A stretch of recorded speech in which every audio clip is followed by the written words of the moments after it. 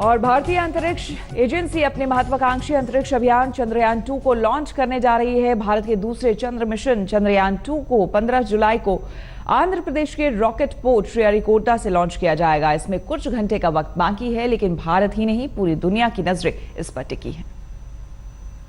पूरे 11 साल बाद एक बार फिर उसी कामयाबी में एक नया अध्याय जोड़ने का वक्त आ गया है। 2008 में भारत ने चंद्रयान को चंद्रमा की कक्षा में भेजने में सफलता हासिल की थी। अब मिशन चंद्रमा की धरती पर यान को उतारने का है।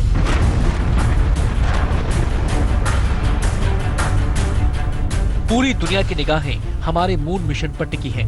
इंतजार की घड़ियां आज देर रात खत्म हो जाएंगी और हिंदुस्तान अंतरिक्ष की दुनिया में एक नई छलांग लगाएगा। मिशन चंद्रयान की लॉन्चिंग 15 जुलाई को होनी है। इस सपने को साकार करेगा GSLV Mark 3 rocket. GSLV Mark 3 rocket किसी बाहुबली से कम नहीं, ये भारत का सबसे ताकतवर रॉकेट इंजन है। सतीश धवन अंतरिक्ष केंद्र सार श्रीहरिकोटा, मैं यहाँ पर मौजूद हूँ। आप देख सकते हैं कि किस तरीके से पूरी तैयारियां हो चुकी हैं। और यहाँ पर मैं आपको बताना चाहूँगा कि चंद्रयान 2 की जब हम बात करते हैं तो चंद्रयान 2 को जिस रॉकेट पर रखकर ऊपर भेजा जाएगा, जिस लॉन्च व्हीकल पर रखकर ऊपर भेजा जाएगा, वो लॉन्च व्हीकल हम कह सकते हैं GSLV Mark 3 है। और ये सबसे ज़्यादा पावरफुल यानी सबसे ज़्यादा ताकतवर हम कह सकते हैं कि रॉकेट है भारत का। और इसरो की अगर हम बात करते हैं तो इसरो ने इसमें क्रायोजेनिक तकनीक से जो ईंधन है उसका इस्तेमाल होगा। और इसमें 2 बूस्टर हैं और ये बूस्टर जब ऊंचाई पर जाएंगे तो दोनों बूस्टर अलग हो जाएंगे और उसके बाद जो है चंद्रयान को अंतरिक्ष में स्थापित किया जाएगा। इंडियन स्पेस रिसर्च ऑर्गेनाइजेशन स्थित सतीश धवन स्पेस सेंटर से देर रात 2:51 पर चंद्रयान 2 उड़ान भरेगा। सारी तैयारियां अपने अंतिम दौर में हैं। इसरो के मुताबिक लगभग 54 से 55 दिन के सफर के बाद 6 सितंबर को चंद्रमा की धरती पर हिंदुस्तान अपनी कामयाबी का झंडा गाड़ देगा। Monday early morning 2:51 we are going to have the most important and prestigious mission Chandrayaan 2. It is the GSLV Mark 3 vehicle is going to be used for this mission.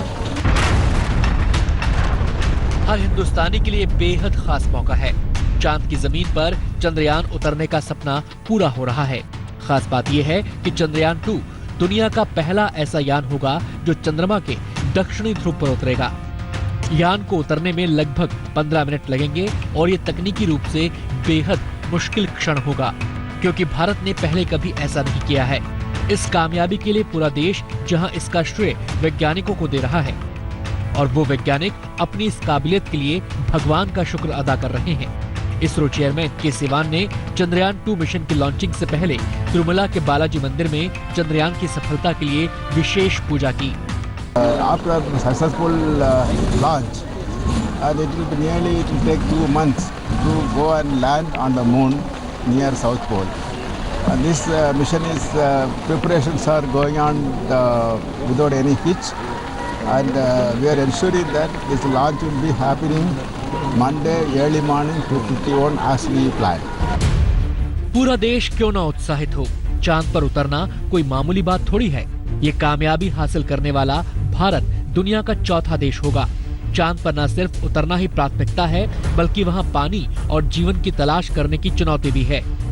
आगे हम आपको बताएंगे मिशन चंद्रयान 2 कैसे चंद्रयान 1 से अलग है।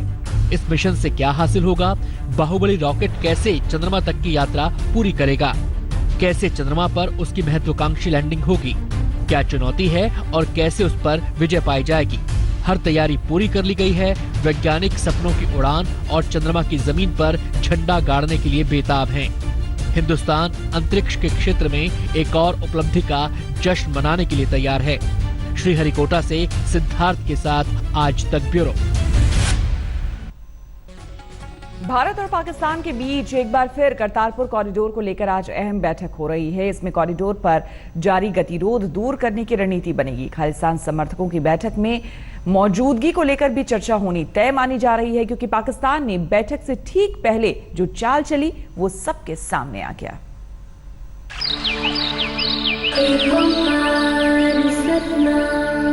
करतापुर निरपा निर्वैर अकाल मूरत अजूनी सैभम गुर प्रसाद जप आद सच जुगाद सच है भी सच नानक। करतारपुर कॉरिडोर खोले जाने की तारीख तय है। इसे 22 नवंबर को होने वाली गुरु नानक की 550वीं जयंती से पहले शुरू होना है, लेकिन तैयारियां अभी भी बाकी हैं। हिंदुस्तान ने अपने हिस्से के काम को तेजी से निपटाया है, लेकिन पाकिस्तान की बदनीयती कहिए कि वो लगातार पेंच फंसा रहा है और ननकाना साहिब में पवित्र दर्शन की राह में रोड़े अटका रहा है। उन्हीं बाधाओं को दूर करने के लिए दोनों देशों में आज फिर वाघा बॉर्डर पर बैठक हो रही है, लेकिन जिस तरह से पाकिस्तान टाल मटोल का रवैया अपनाता रहा है, वो समाधान की ओर जाता दिखाई नहीं दे रहा। बैठक से ठीक पहले पाकिस्तान ने खालिस्तान समर्थक गोपाल सिंह चावला को वहां के सिख गुरुद्वारा प्रबंधक कमेटी से हटा दिया। ये कूटनीतिक दबाव का बड़ा असर है। पहले दौर की बातचीत में भारत ने इसे लेकर चिंता जाहिर की थी। गोपाल सिंह चावला करतारपुर कॉरिडोर की वार्ता कमेटी का भी सदस्य था। चावला के अलावा खालिस्तानी मूवमेंट को हवा देने वाले मनिंदर सिंह, तारा सिंह, बिशन सिंह और कुलजीत सिंह जैसे नाम थे, लेकिन बैठक से ठीक पहले जब पाकिस्तान ने सिख गुरुद्वारा प्रबंधक कमेटी की नई लिस्ट जारी की तो उसमें भी खालिस्तानी समर्थकों को तवज्जो दी गई। खालिस्तान समर्थक बिशन सिंह के बदले उसी के भाई अमीर सिंह को कमेटी में डाल दिया गया और वो भी खालिस्तान समर्थक बताया जा रहा है। खालिस्तानी समर्थकों की मौजूदगी के अलावा भारत की कई चिंताएं हैं। पहले दौर की बातचीत के दरमियान भारत ने पुरजोर तरीके से तमाम मुद्दों को उठाया था। भारत की मांग रही है कि करतारपुर में एक दिन में 5000 श्रद्धालुओं को दर्शन का मौका मिले, लेकिन पाकिस्तान केवल 700 श्रद्धालुओं के दर्शन पर ही अड़ा है। भारत की मांग है कि करतारपुर कॉरिडोर साल भर खुला रहे। पाकिस्तान इसके लिए भी राजी नहीं। हिंदुस्तान चाहता है कि श्रद्धालुओं का कोई वीजा या शुल्क न लगे। पड़ोसी मुल्क इससे भी सहमत नहीं। भारत चाहता है कि प्रवासी भारतीयों को भी मौका मिले, लेकिन पाकिस्तान सिर्फ भारतीय श्रद्धालुओं की जिद पर अड़ा है। हिंदुस्तान की ऐसी कई चिंताएं हैं जिसे पाकिस्तान अब तक अनसुना करता रहा है, लेकिन लाहौर पहुंची आज तक की टीम ने वहां लोगों से बात की तो उन्होंने करतारपुर कॉरिडोर को लेकर दोनों देशों के संबंध सुधरने का भरोसा जताया। तो ये जो करतारपुर साहिब कॉरिडोर का जो एक हिस्टोरिक मूव है, दोनों कंट्रीज के बीच में हॉस्टिलिटीज हैं। इस टाइम पे ऐसा एक ऑफर है जहाँ पे दोनों कंट्रीज एक साथ आ रही हैं। आपको लगता है कैसा? ये दोनों कंट्रीज के दरमियान इतनी पहले है मुश्किलात हैं और ये हालात बहुत ख़राब हैं दोनों के दरमियान, तो इस तरह के मूव होने चाहिए कि दोनों की सुलह है आपस में, और दोनों के एक ही लोग हैं, एक ही तरह के लोग हैं, तो आपस में इनकी जो है अंडरस्टैंडिंग बेहतर हुई। ये मूव बहुत अच्छा है जो कॉरिडोर खोलने का मूव है। इससे दोनों ममालिक के अंदर ज़रा अमन सलामती और अच्छा मूव है। पड़ोसी मुल्कों की आवाम चाहती है अमन कायम हो और करतारपुर कॉरिडोर के बहाने दोनों देशों में रिश्ते की कड़वाहट खत्म हो, लेकिन पाकिस्तान का रवैया सुस्ती भरा है। करतारपुर साहिब कॉरिडोर पे होने वाली मीटिंग पे एक पॉजिटिव जेस्चर पाकिस्तान की तरफ से गोपाल सिंह चावला का नाम पहले तो हटाया गया, लेकिन फिर दूसरी खबर आई कि खालिस्तानी अमीर सिंह का नाम उसमें जोड़ दिया गया। अब सवाल ये उठ रहे हैं कि एक खालिस्तानी को तो हटाया लेकिन दूसरे को लगा दिया, तो इस सवालिया निशान पर अब भारत सवाल जरूर उठाएगा। कैमरा पर्सन कृपाल के साथ कमलजीत संधू, लाहौर, आज तक। नमस्कार, मैं हूं श्वेता झा और आप देख रहे हैं आज तक। मैदान से पहाड़ तक पानी का प्रतिशोध जारी है। असम के 25 जिले प्रचंड बाढ़ की चपेट में है। ब्रह्मपुत्र नदी की उफनती लहरों ने हजारों लोगों को बेघर कर दिया है। 2100 से ज्यादा गांव टापू में तब्दील हो चुके हैं। पूरा असम बाढ़ से त्राहिमाम कर रहा है।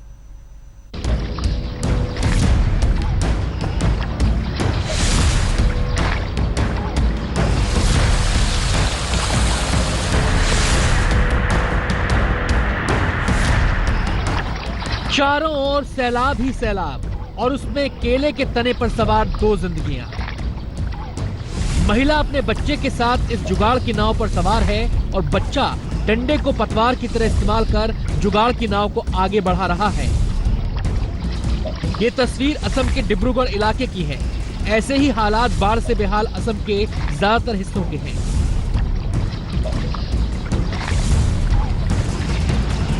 चारों तरफ उफनती गरजती लहरों का कब्जा है। घर द्वार सब लहरों की चपेट में आ चुका है। जब से हम यहाँ पे रहता है वहाँ पे हम देखते हैं कि सभी गांव लोग जो बानपानी समस्या है हम छोटे से देखते हैं, बहुत समस्या है यहाँ पे। कोई सरकार हम लोग को कोई सहायता नहीं की है अभी तक। लहरों के कहर से बचने के लिए लोग ऊंची ऊंची जगहों पर शरण लिए हुए हैं। सिर्फ इंसान ही नहीं, हाहाकारी बाढ़ से बेजुबानों पर भी खतरे के बादल मंडरा रहे हैं।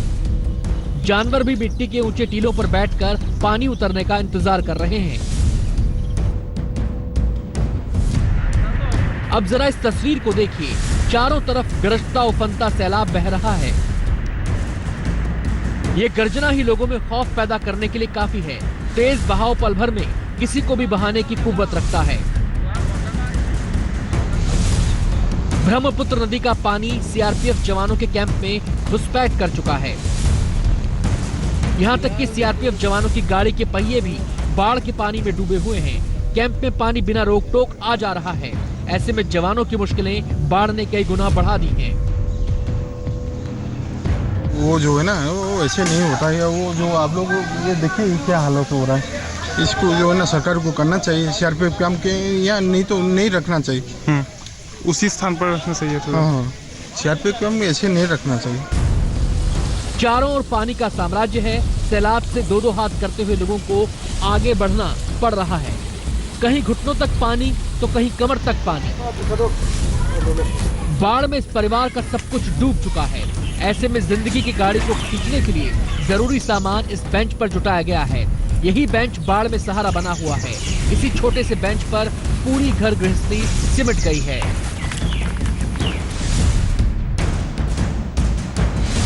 असम में आई भीषण बाढ़ की चपेट में सिर्फ इंसान ही नहीं, बेजुबान भी हैं। ये तस्वीरें असम के काजीरंगा नेशनल पार्क की हैं, जहां ब्रह्मपुत्र नदी का तांडव जानवरों की जान का दुश्मन बना हुआ है। चाहे एक सींग वाले गैंडे हों या गजराज, सब पानी के प्रतिशोध से बेहाल हैं। आज तक को मिली जानकारी के मुताबिक काजीरंगा नेशनल पार्क का 75% हिस्सा बाढ़ की चपेट में है। इस पार्क में बने 95 फॉरेस्ट कैंप में पानी का कब्जा है। पिछले 4 से 5 दिनों में ब्रह्मपुत्र के जलस्तर में तेजी से बढ़ोतरी हुई है, जिससे काजीरंगा पार्क में बेजुबानों की मुश्किलें बेहिसाब बढ़ गई हैं। असम भीषण बाढ़ की चपेट में है। सूबे के 33 जिलों में से 25 बाढ़ की प्रचंड मार से बेहाल हैं। असम की करीब 14 लाख से ज्यादा आबादी बाढ़ से बुरी तरह प्रभावित है, जबकि 2167 गांव टापू में तब्दील हो चुके हैं। बाढ़ से असम जैसा ही हाल उत्तर पूर्व के दूसरे राज्यों का भी है। मूसलाधार बरसात ने त्रिपुरा की राजधानी की सूरत बदल दी है। सड़कों पर इतना पानी जमा है जिसमें आराम से छोटी नाव चलाई जा सके। सड़कों को वाटरवे की तरह इस्तेमाल किया जा सके। गाड़ियां भी पानी को चीरते हुए आगे बढ़ रही हैं। अगरतला में आसमान से इतना पानी बरसा कि शहर में हालात बाढ़ जैसे हो गए। निचले इलाकों के घरों में तो पानी का कब्जा है ही, बद इंतजामी और लापरवाही की वजह से बारिश का पानी आसानी से निकल भी नहीं रहा। ऐसे में मॉनसून से लड़ने के स्थानीय प्रशासन के दावों की पोल खुल गई। अगरतला के लोग बारिश के जमा पानी के निकलने का इंतजार कर रहे हैं, तो असम के लोग बाढ़ के पानी के उतरने का। लेकिन अभी असम के लोगों को हाहाकारी बाढ़ से कोई राहत मिलती दिखाई नहीं दे रही। गुवाहाटी से हेमंता कुमार नाथ के साथ आज तक ब्यूरो।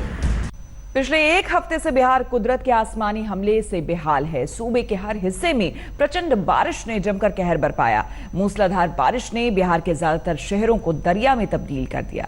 भारी बारिश से बिहार में बहने वाली नदियों में पानी तेजी से बढ़ रहा है, जिससे बाढ़ का बड़ा खतरा पैदा हो गया है।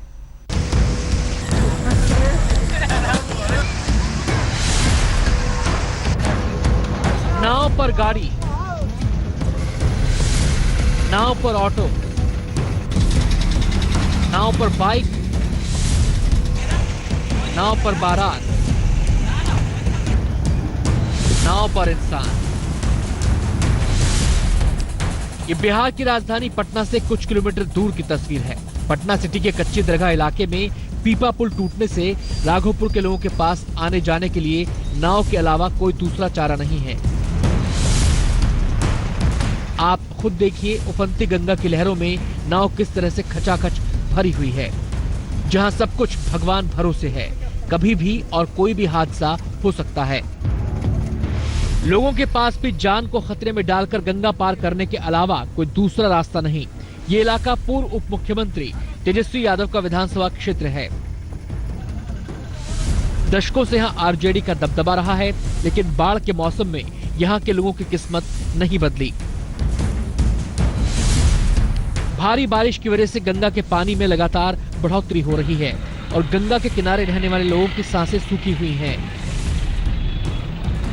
कितना दिक्कत होता है, पुल टूट जाता है, अषाढ़े में दिक्कत होता है कि नाव से गिर पड़ जाता है, कितना आदमी डूब धंस जाता है। कोई दिक्कत ध्यान सरकार देता है नहीं। ये बात दिक्कत होता है, नाव से आना पड़ता है। हम लोग उज्जवल भविष्य बनाने के लिए जा रहे हैं पटना, लेकिन बीच में ही डर लगा हुआ रहता है कि नाव से क्या होगा क्या नहीं। ऊपर से नाव का भी सब लोग है जो बहुत अथी नाव पे आदमी लाते हैं, जिससे बहुत परेशानी होती है। बाढ़ के पानी ने खेत और सड़क का फर्क मिटा दिया है। महानदी में आए उफान ने लोगों को बेघर करना शुरू कर दिया है। सड़क पर बाढ़ के पानी का प्रचंड प्रवाह है। ऐसे में लोग सड़क का अंदाजा लगाते हुए आगे बढ़ रहे हैं। ये मानकर बाइक आगे बढ़ा रहे हैं कि कल तक मौजूद सड़क आज भी मौजूद होगी। किशनगंज और नेपाल के तराई इलाकों में कई दिनों से जारी बारिश से जिले में बहने वाली सभी नदियां उफान पर हैं। दर्जनों गांव बाढ़ की चपेट में हैं। बाढ़ के खतरे को देखते हुए रविवार तक सभी स्कूलों में छुट्टी कर दी गई है।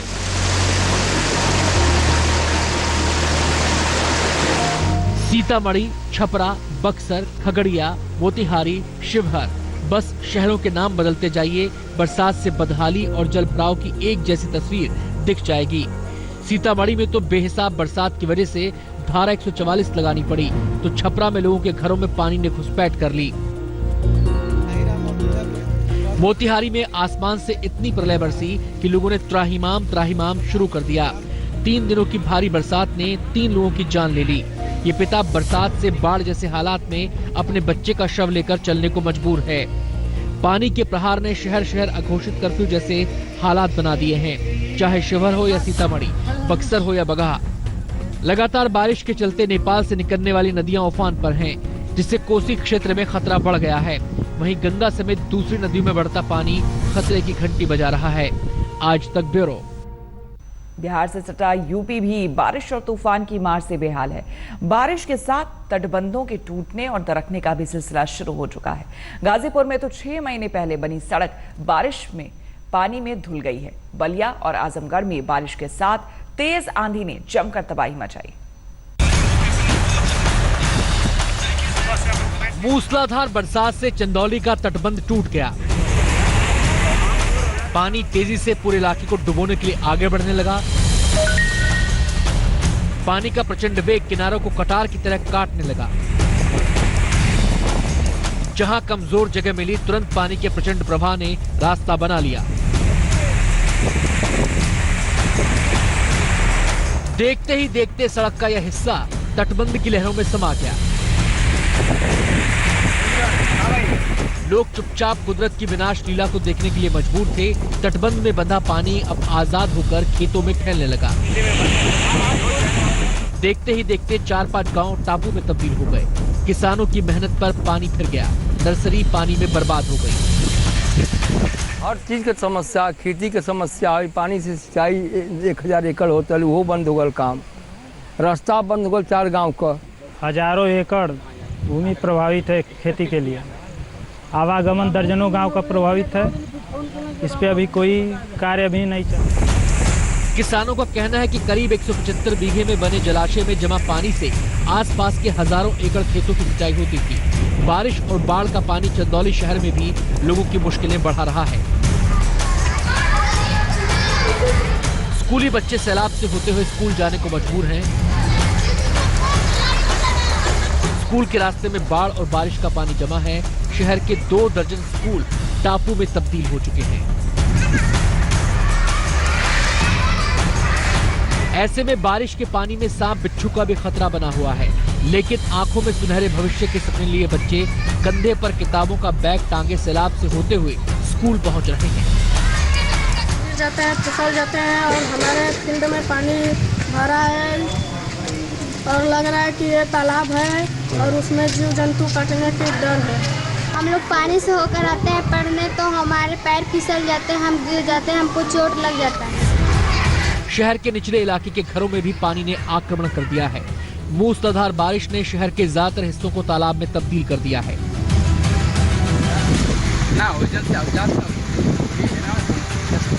तेज बरसात ने सड़क के इस हिस्से को तहस नहस कर दिया।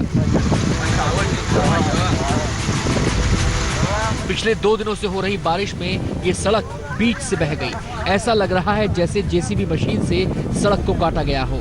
लेकिन सच ये है कि सड़क के इस हिस्से को मशीन या इंजन ने नहीं, पानी के प्रहार ने काटा है। बारिश की विनाशलीला की ये तस्वीरें हैं गाजीपुर के जमनिया की। इस सड़क का निर्माण करीब 6 महीने पहले हुआ था। अब सड़क निर्माण में लापरवाही और गड़बड़ी की भी शिकायतें आ रही हैं।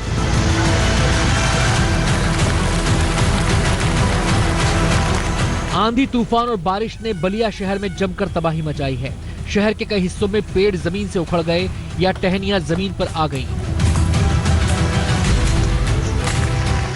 तो कुछ मकानों की कमजोर दीवार भी मूसलाधार को बर्दाश्त नहीं कर पाई और भरभरा कर गिर गईं। कुछ लोगों के जख्मी होने की भी शिकायतें मिली हैं।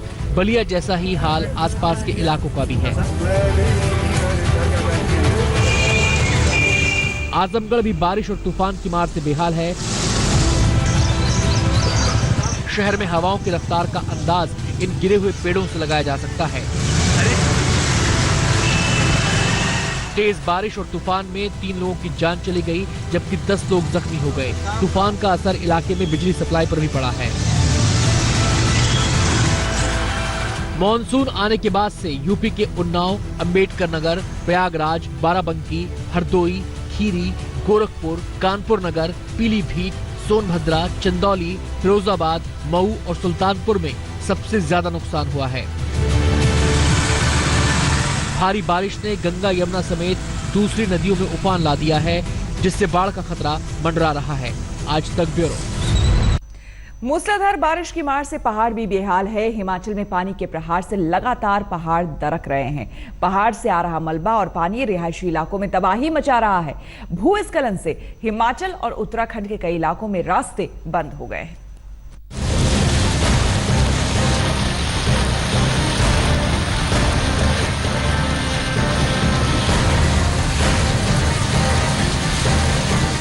मूसलाधार बारिश ने हिमाचल में बेहिसाब मुसीबतों का दौर शुरू कर दिया है। रास्तों पर गुजरता हुआ सैलाब बह रहा है, जिसमें लोगों को संभल संभल कर कदम बढ़ाने पड़ रहे हैं, क्योंकि कदम कदम पर खतरा है। पहाड़ से कब बेहिसाब पानी आने लगे कोई नहीं जानता। ऐसे में बारिश ने लोगों की जान सुखा रखी है। तेज बरसात से जगह जगह रास्ते फंस गए हैं, जिनमें इस तरह गाड़ियां फंसी हुई हैं। अब कांगड़ा घाटी के लोग सांसें रोककर बारिश रुकने का इंतजार कर रहे हैं।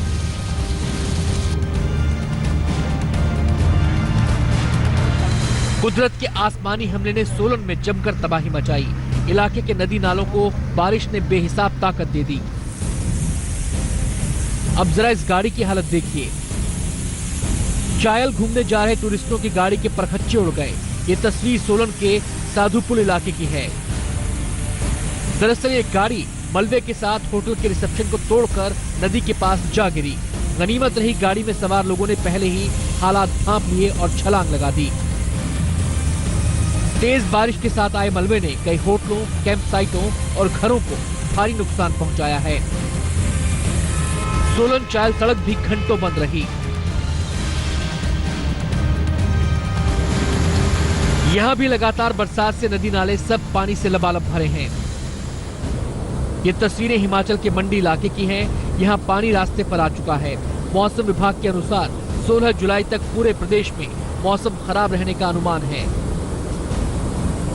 हिमाचल जैसा ही हाल उत्तराखंड का भी है।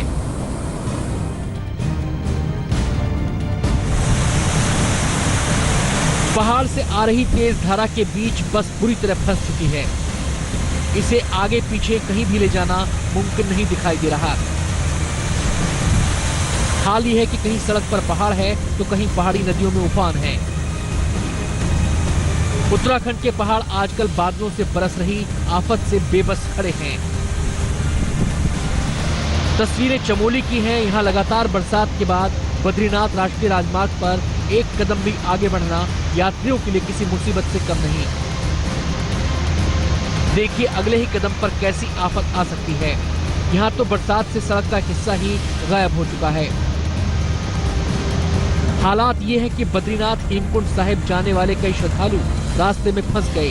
किसी को नहीं पता कि आगे बढ़ने पर सड़क सही सलामत मिलेगी या नहीं। प्रशासन के लिए रास्ते को खोलना खतरनाक हो सकता है, क्योंकि कई जगह पर सड़क पर नाले की तरह पानी बह रहा है।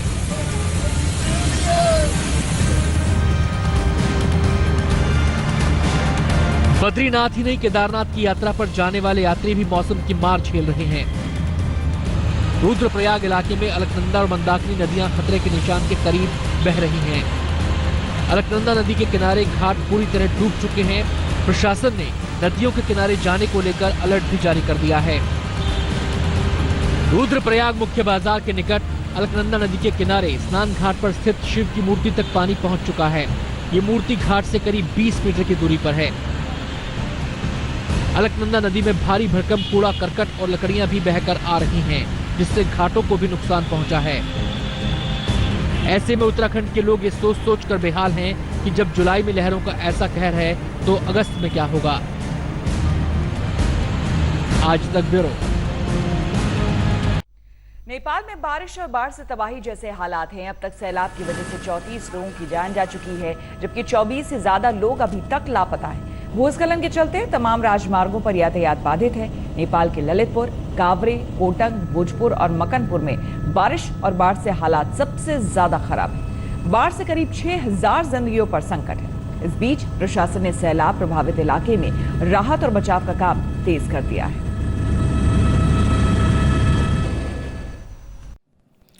लेटेस्ट खबरों के लिए यूं ही देखते रहिए आज तक, और इस वीडियो के पसंद आने पर लाइक, शेयर और सब्सक्राइब करना ना भूलें।